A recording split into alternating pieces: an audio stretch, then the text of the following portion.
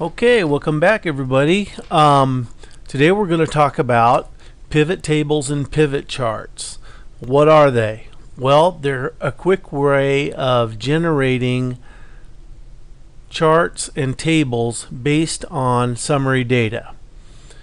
Where summary data is where it counts the number of customers grouped by city, for example. Okay?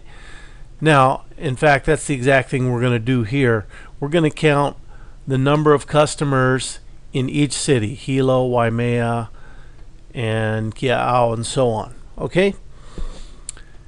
In order to do that, granted, we've done this already in another sheet, in another video, but Excel has a built-in feature to do this.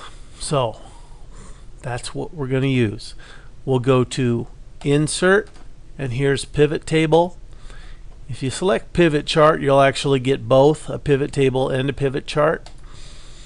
And this comes up where it says select a table or range, and it's guessing that this is what you want in the pivot table with this highlighted area. It's a pretty good guess. If it's wrong, correct it by dragging it to the right positions and put it in a new worksheet.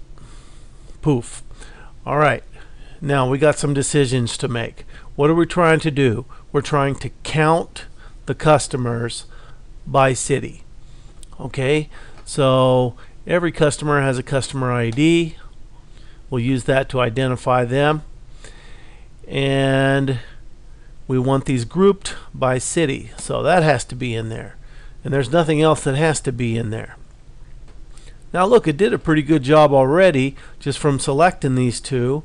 You notice where it put customer ID in here with this Greek sigma letter, and it says the sum of customer ID, and here as one of the axis fields it has city. That's correct.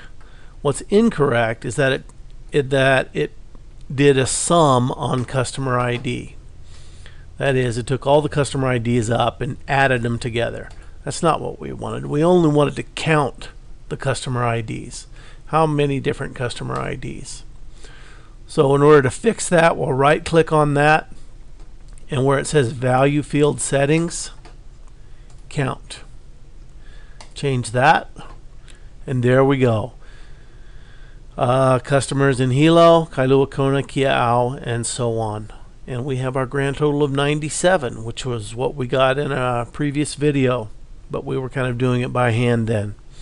Okay, our next video, we're going to do a slightly more complicated version of a pivot table and its associated chart. Okay, thanks for listening. Bye-bye.